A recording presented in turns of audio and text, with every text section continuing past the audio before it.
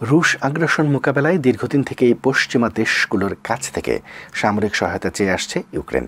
তবে president Joe Biden সাফ জানিয়ে দিয়েছেন তার প্রশাসন ইউক্রেনকে অগ্রসর প্রযুক্তির এই যুদ্ধবিমান দেবে না। ইউক্রেনে রাশিয়ার হামলার 1 বছর পূর্তি উপলক্ষে প্রতিবেশী পোল্যান্ড সফরের ব্যাপারে জিজ্ঞাসা করা হলে প্রেসিডেন্ট বলেন তিনি জানেন না কখন সেখানে যাবেন। বিস্তারিত থাকছে ডেস্ক রিপোর্টে। ইউক্রেনের আকাশ সুরক্ষিত রাখতে দেশটির কর্মকর্তাদের বারবার অনুরোধ সত্ত্বেও দেশটিতে F-16 জঙ্গি বিমান পাঠানোর সম্ভাবনা উড়িয়ে দিয়েছেন প্রেসিডেন্ট জো বাইডেন। সোমবার এক সাংবাদিক ডেমোক্র্যাটে প্রেসিডেন্টকে তিনি ইউক্রেনে অত্যাধুনিক জঙ্গি বিমান আদৌ পাঠাবেন কিনা তা জানতে চাইলে বাইডেন জবাব সারেন এক শব্দে, না।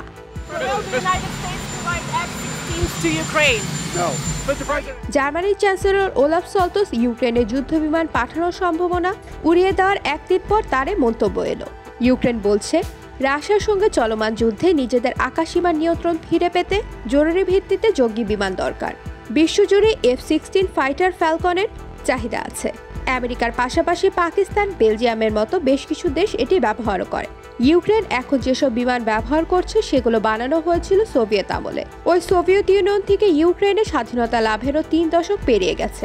তাদের এখনকার বিমানের তুলনায় F-16 অনেক বেশি অত্যাধুনিক হলেও বাইডেন বারবারই তাদেরকে যুদ্ধ বিমান দেওয়ার ব্যাপারে আপত্তি জানিয়ে আসছেন।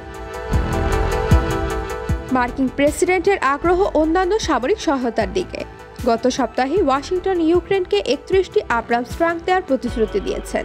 তাদের সঙ্গে গলা মিলিয়ে যুক্তরাজ্য এবং জার্মানিও জেলেনস্কির বাহিনীকে অত্যাধুনিক ট্যাঙ্ক দিতে চায়। অন্যদিকে ইউক্রেনে ভারী অস্ত্রশস্ত্র পাঠিয়ে ন্যাটো এবং এর সদস্যরা আগ্রাসী ছায়াযুদ্ধ চালিয়ে যাচ্ছে বলে মস্কো অভিযোগ করে আসছে। এ ধরনের সামরিক সহায়তা সংঘাতের তীব্রতা আরও বাড়াবে বলে হুঁশিয়ারিও দিয়েছে তারা। IBTV USA news desk.